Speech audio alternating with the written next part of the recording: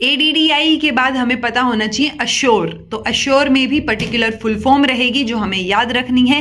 किसने दिया है, कब दिया है, ये याद रखना, इतने से अपना काम हो जाएगा। तो ये इंस्ट्रक्शनल डिजाइन के मॉडल्स जो है वो आते हैं, मतलब आप कैसे इंस्ट्रक्शनल डिजाइन को डेवलप करोगे उसके मॉडल्स हैं। जैसे ADDIE हो गया या फिर अपना अश्योर हो गया, डिक एंड कैरी का मॉडल हो गया। तो इन सारे मॉडल्स को हम एजुकेशन में इंस्ट्रक्शंस कैसे दी जानी चाहिए उसके मॉडल्स की तरह लेके चलते हैं। ओके, अब अश्योर की बात करें तो फुल फॉर्म आपको याद हो, फुल फॉर्म अभी बात करते हैं, लेकिन उससे पहले आप लिख लीजिए कि किसने इसको दिया। सो हेनरिच जो है रॉबर्ट हेनरिच, और दूसरा रहेगा माइकल मोलिंडा। सो मोलिंडा और हेनरिच आप याद रखिए। कई जगह पे तीसरा नाम भी मेंशन है रशल का। सो आप जो है जेम्स डी रशल भी नाम याद रख सकते हैं, but majorly Robert Heinich and Michael Molenda, उन्होंने इसको दिया 1999 में, 1999 या फिर 1990s याद रखिए कि चलो आपको थोड़ा सा आइडिया हो कि किस टाइम के अराउंड जो है इसको दिया गया।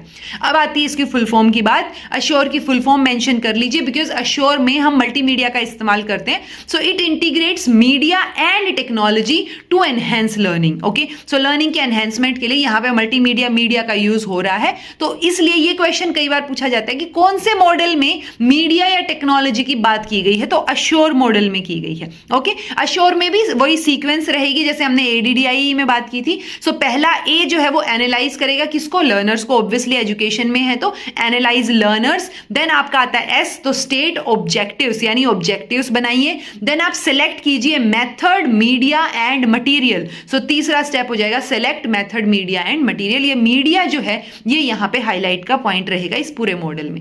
देन अश्योर में ASSU, यूटिलाइज कीजिए मीडिया एंड मटीरियल को। So utilize media and material. R से आप क्या करेंगे, रिक्वायरमेंट रहेगी लर्नर की पार्टिसिपेशन की। सो इट रिक्वायर, ये आपका स्टेप हो जाएगा रिक्वायर लर्नर्स पार्टिसिपेशन। ओके, और ई से आ जाएगा जी इवैल्यूएशन, और इवैल्यूएशन के बाद अक्सर हम रिवाइज तो करते ही हैं। सो इवैल्यूएशन एंड रिवाइज भी ये पूरा स्टेप लगा के चलो, या इवैल्यूएशन समझ के चलो कि ठीक है हमने सारी चीजें कर ली, अब हम इवैल्यूएट करेंगे जो मॉडल हमने रेडी किया है। That's it. सो ये 2-3 इंफॉर्मेशन है, ये आप जरूर याद रखिएगा।